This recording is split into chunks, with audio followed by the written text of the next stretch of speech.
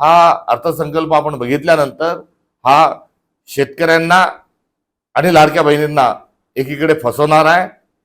पहिले असे पोकळ अर्थसंकल्प आल्यानंतर फसवा अर्थसंकल्प आपण म्हणत होतो, मात्र हा अर्थसंकल्प रडवा अर्थसंकल्प आहे। अडाणींना हाताशी धरून जे स्मार्ट बिल लावल्या जात आहेत आणि ते स्मार्ट बिल लावल्यानंतर तिप्पट चौपट पाचपट जे आहे या महाराष्ट्रातल्या लोकांच्या खिशात हात घालून जे काढून घेणार आहे त्याबद्दल त्यांनी चुप्पी सांधलेली आहे। अर्थसंकल्प आहे हा निराशजनक आहे। निराश यासाठी की यामध्ये कुठेही आशादायक ज्या घोषणा आहेत आणि तरतुदी या झालेल्या नाहीत।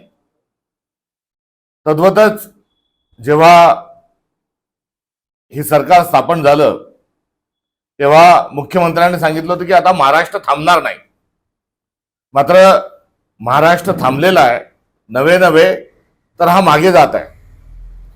कारण विकास दर मागे जाणार आहे, महसुली तूट मागे जाणारी आहे, भांडवली तूट मागे जाणारी आहे। त्यामुळे यात सर्व दृष्टिकोनातून आपण जर बघितलं तर हा महाराष्ट्राला देशोधडीला लावणारा कुठेतरी अर्थसंकल्प आहे।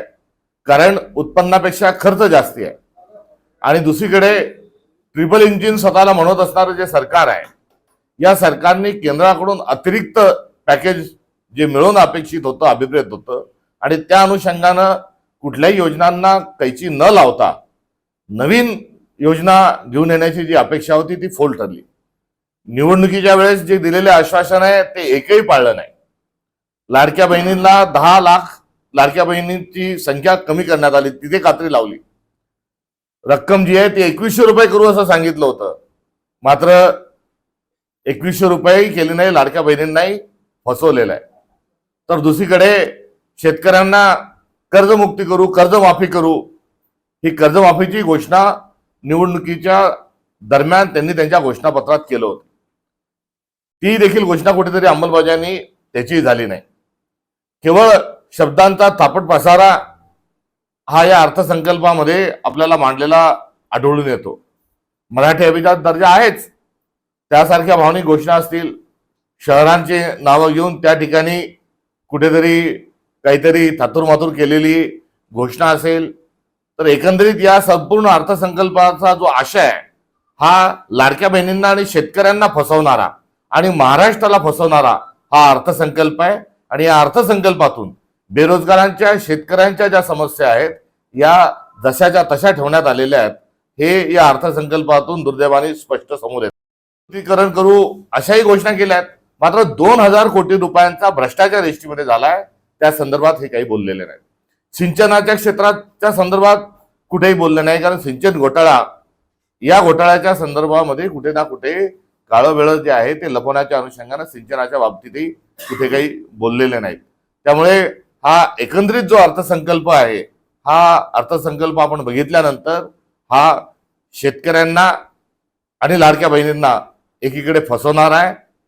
पहिले असे पोकळ अर्थसंकल्प आल्यानंतर फसवा अर्थसंकल्प आपण म्हणत होतो, मात्र हा अर्थसंकल्प रडवा अर्थसंकल्प आहे। कारण बेरोजगारीची समस्या ही सर्वोच्च पातळीवर गेलेली आहे। रोजगार निर्मितीचं काहीही झाले नाही। दावोस मधून रोजगार आणून सांगितलं, त्याचा लेखाजोखा दिला नाही।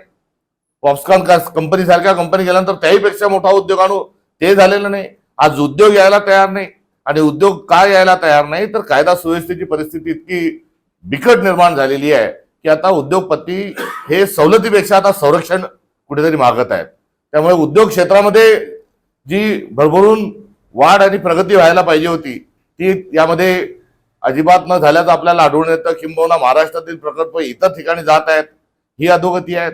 आणि संतापजनक ज्या गोष्टी आहेत, नुकताच जो 2 दिवसापूर्वी महाराष्ट्राचा जो अहवाल सादर झाला त्यामध्ये आपलं दरडोई उत्पन्न जे आहे हे दरडोई उत्पन्न गुजरात, तेलंगणाच्याही खाली कुठेतरी आपल्याला गेल्याचं आढळून येतं।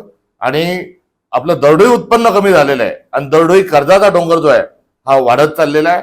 त्यामुळे कर्ज काढून हा महाराष्ट्रातील जनतेला देशोधडीला लावत असणारा हा अर्थसंकल्प आहे। आणि या अर्थसंकल्पामध्ये कुठलाही ताळमेळ नाही आणि खर्चाचं आणि उत्पन्नाचं कुठलंही नियोजन नाही। बेरोजगार, शेतकरी व महिला यांच्या संदर्भामध्ये हा निराशजनक अशा स्वरूपाचा अर्थसंकल्प आहे। आमदार कुठला आहे काँग्रेसला आणि शिंदे गटामध्ये जाण्याची तयारी आहे. काय म्हणाल? गेल्या काही दिवसापासून त्यांच्या जाण्याच्या संदर्भामध्ये आपण ऐकत आहोत की दंगेकर जाणार. या दरम्यानच्या काळात काँग्रेसने त्यांच्याशी संपर्कही साधण्याचा प्रयत्न केला. गत दिवसांमध्ये आपण बघितलं असेल की गेल्या 3.5-4 वर्षांमध्ये काँग्रेसने 3दा त्यांना उमेदवारी दिली. एकदा कसब्यामधून उमेदवारी दिली, ते त्या ठिकाणी निवडून आले पोटनिवडणुकीमध्ये. त्यानंतर लोकसभेची उमेदवारी दिली, त्यानंतर पुन्हा कसब्यातून विधानसभेची उमेदवारी दिली. ह्या एकामागे 3 उमेदवारी त्यांना दिल्या. आता 3 उमेदवारी दिल्यानंतरही जर व्यक्तिगत काही अडचणींमुळे किंवा व्यक्तिगत काही अभिलाषेमुळे ते जर पक्ष सोडून जात असतील, तर हा भाजप, शिंदे गट आणि अजित पवारांचा गट यांचं राजकारण ज्या पद्धतीने चाललंय त्यातलाच हा एक बळी आहे असं म्हणावं लागेल. अलीकडच्या काळात जो तो उठला तो सांगतो की सत्तेशिवाय काम होत नाही. सगळेजण सत्ता करायला लागले तर विचारांचं काय? शेवटी प्रामाणिकपणा, विचार हा पुढे घेऊन राजकारण केलं पाहिजे. मात्र सत्ता जेव्हा आपण म्हणतो तेव्हा त्यामध्ये सर्वच गोष्टी आपसूक घेऊन जातात. त्यामुळे दंगेकर कोण होतास तू, काय झालास तू, एवढीच प्रतिक्रिया या निमित्ताने मला व्यक्त करायची आहे.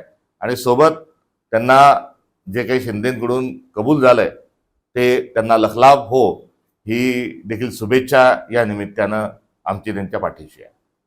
दर कमी करू, मात्र हे सांगताना दुसरीकडे अडाणींना हाताशी धरून जे स्मार्ट बिल लावल्या जात आहेत आणि ते स्मार्ट बिल लावल्यानंतर तिप्पट, चौपट, 5पट जे आहे या महाराष्ट्रातल्या लोकांच्या खिशात हात घालून जे काढून घेणार आहे त्याबद्दल त्यांनी चुप्पी सांधलेली आहे. वास्तविक पाहता त्यांनी वीज बिल कमी करू, वीज बिलामध्ये कपात करू सांगत असताना आम्ही स्मार्ट बिल आणणार नाही, स्मार्ट मीटर आणणार नाही हे सांगणं आवश्यक होतं. मात्र स्मार्ट मीटरच्या नावाने आता अतिरिक्त पैसा हा उकळला जाणार आहे. त्यामुळे ही देखील विजेच्या संदर्भात केलेली जी घोषणा आहे ही फसवी आहे. स्मार्ट बिल हे दुसरं तिसरं काही नसून महाराष्ट्रातील जनतेला आणि वीज महामंडळाच्या ग्राहकांना ही फसवणारी जी योजना आहे स्मार्ट बिलची, त्यावर त्यांनी चुप्पी साधलेली आहे.